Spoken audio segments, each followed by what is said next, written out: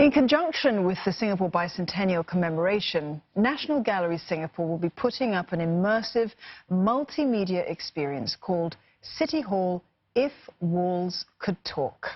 Now, from September, visitors to the gallery will get the chance to discover lesser-known stories of pivotal moments that occurred within the walls of City Hall building before it transformed into today's National Gallery.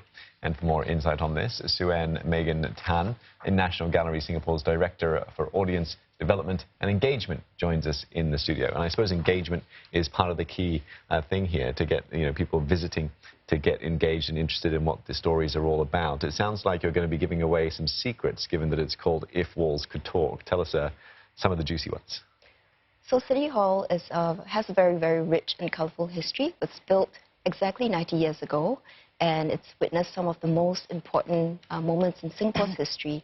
And as we know, this year we're celebrating our National Day in front of the City Hall building, exactly as we did in 1966. And that was the first time the National Day Parade took place after independence. And while the City Hall was primarily built to house the Municipal Council, which provided services, utilities for Singapore, it has also, in the course of its own history, witnessed the fall of a colony, subsequently, and the rise of a new nation before it was transformed to become the National Gallery Singapore. So there are many interesting snippets, lesser-known stories that we hope to capture through this exhibition that we have. So perhaps you can share with our viewers and us here how all of this was turned into a multimedia experience for visitors. So we wanted to capture some of the rich histories, as I mentioned earlier. So not many people know that not so long ago, the City Hall building was used as an air raid shelter during World War II. It was also the place where the Japanese surrendered, which officially marked the end of the Japanese occupation in Singapore. And since then, the City Hall building has been a focal point in our road to independence. So, for instance, in 1959, Singapore's very first Prime Minister was sworn in, and that ceremony took place in the City Hall chamber. And that very same year, we also unveiled the state flag, the state anthem, and the state crest in the City Hall building for the very first time. So all of these histories is really, really interesting, and we hope to capture the imagination of visitors through multimedia. As they embark on the visual journey, we hope that it would capture their imagination as all of these key pivotal moments unfold in the City Hall chamber and come alive for them. Yeah, certainly are a lot of fascinating stories, key moments in Singapore's history as well. It's not just the City Hall, though. The former Supreme Court, one of the monuments that the gallery is housed in. What kind of significance does that play for Singapore's past? So like the City Hall, the former Supreme Court also has a very rich history. It was the seat of Singapore's highest courts for 70 years, up till 2005. And so we're very inspired by that to create new programs. So we have a back-of-house tour, which allows visitors to explore some of the restricted areas that are normally off-limits to the public.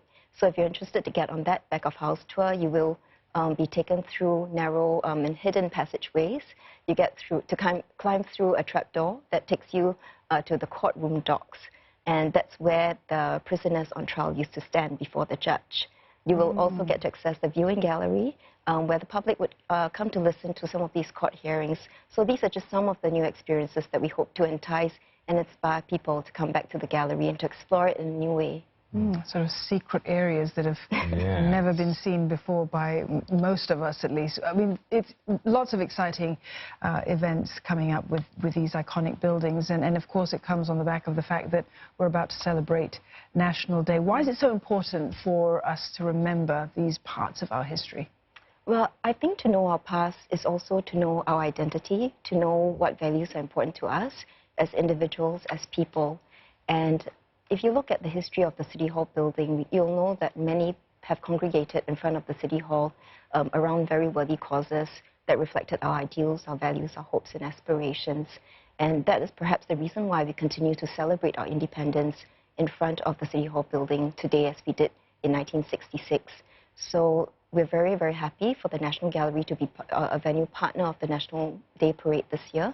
And the gallery will also be a key viewing location for many of the parade.